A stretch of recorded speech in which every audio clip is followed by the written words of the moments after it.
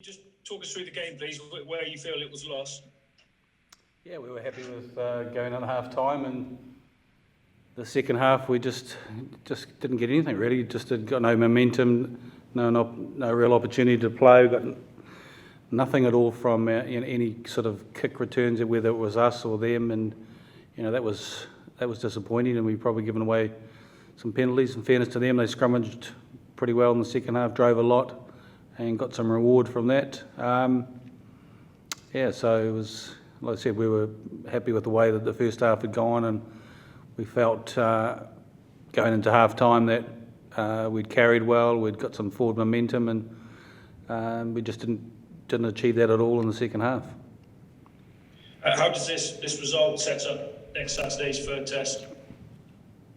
Yeah, well, the players obviously very disappointed, but next Saturday's a cup finals, and that's the way we've got to look at it and prepare, and a few things we've got to tidy up in terms of our game and things, but it's 1-1, and they put a huge amount of emotion into that game, South Africa did, and so so we've got that chance next week to hopefully tie the series up. Can I ask you what you made of the video released on social media by Rassie Erasmus during the week, and whether you felt that had any influence on the officials today? I just thought it was pretty interesting, and there's been enough said by that. I won't be going on social media this week, and I think I don't really want to comment on that because I want to let other people take care of that. So the last thing that we need is a war of words and things, and being accused of doing certain things. So it's amazing to me how the narrative changed with regard to the TMO. I mean, I didn't make one comment leading up to the game last week on the TMO, and yet I was accused of questioning his integrity. So that's the messages that they were giving out. So we'll just keep things to ourselves and go through the proper channels when we deal with the referee, and talk to the referee after reviewing the game, and then hopefully get some feedback from him, and us give him some feedback as well. Yeah, thanks, Warren.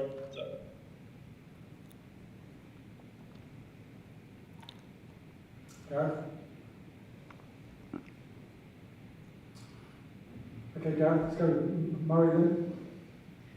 Hey Warren, can I just ask for your opinion on the Cheslin Colby yellow card? Did you feel that was a fair sanction?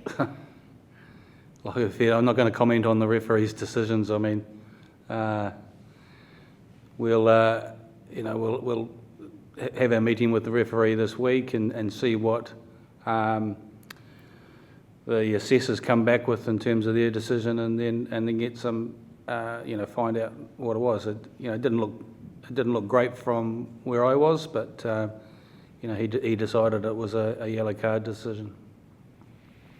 Can I just ask you about selection then for next weekend? Like, did you feel some guys maybe didn't put their hand up as much as you would have liked, and will you consider a few changes? Yeah, that's something it's very early on now. It's only just the game's only just finished, so it's making sure that we do a proper review of the game and look at individuals. Do we need to make some changes? Like I said, I was happy with that first half performance and thought we were getting some reward out of that, and we just didn't get any bounce of the ball, didn't get anything in that second half, and to be able to create some momentum, it was the game was very, very slow in terms of how often the clock was stopped and how slow it was, and they did a good job managing that by slowing the game down, and which was frustrating for us because it was difficult to get that sort of rhythm in the second half because of how much it was stop-start. Cheers. Warren, it's James. I think you just mentioned the stop-start nature of the game. I worked out each half took 65 minutes. What are you going to do to try and inject a little bit more pace into the game next week and play on your fitness levels a little bit more? Yeah, the referee was continually talking to them about trying to speed the game up and keep it moving. He was trying to stop the clock.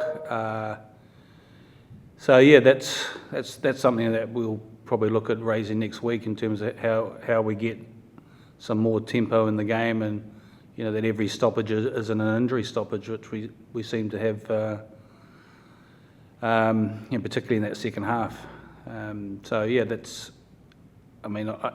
difficult to change that, and you've just got to hopefully the captain working with the referee, and he was talking to Ben Ellenwin in terms of trying to speed the game up and keep it moving. But it was a very, very stop-start.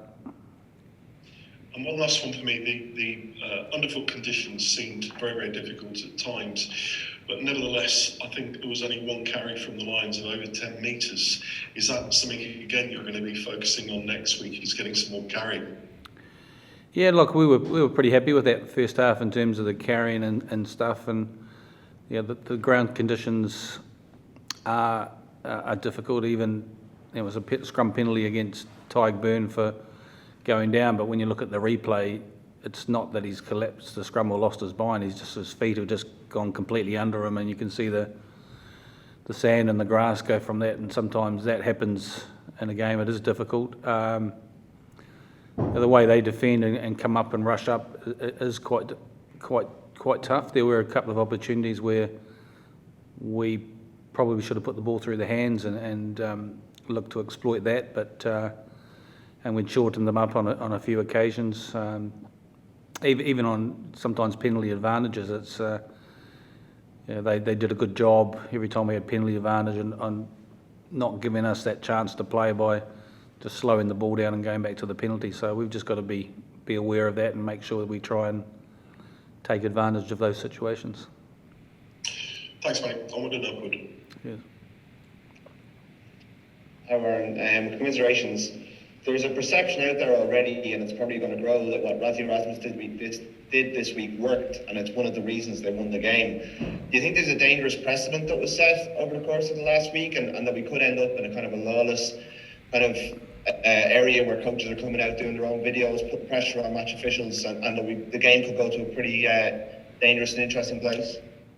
Yeah, I hope that doesn't happen. I mean, we've got systems and processes in place, and hopefully World Rugby does look at that in terms of making sure that everyone follows the protocols, and I think that's important because there is we do press conferences and try and give you guys some feedback and information, and we deal with the referees and deal through World Rugby, and that's kind of the processes. I just hope it doesn't get to a situation where we end up with things on Twitter and people airing their views in that way and not through the proper channels.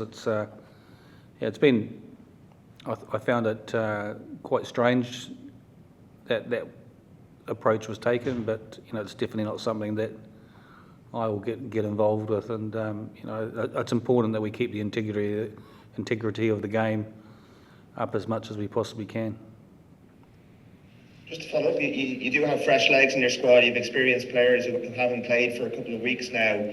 How are those players, in the bubble? How have they trained? And is there potential that some of those guys might come in and make an impact, having not had any involvement in the Test series today? Yeah, look, I said selection has been really, really tough, and there's a lot of players in the squad that it was a toss of a coin in terms of who we selected and who we didn't, and that's credit to the players and the whole squad have worked really hard, and the non-23 did a great job this week in terms of helping the players prepare, and we'll spend the next couple of days, like I said, reviewing the game and then looking at what we think is the best 23 to put out, and whether that's some fresh faces that haven't been involved in the first two games. We have got lots of options in terms of bringing guys in to give us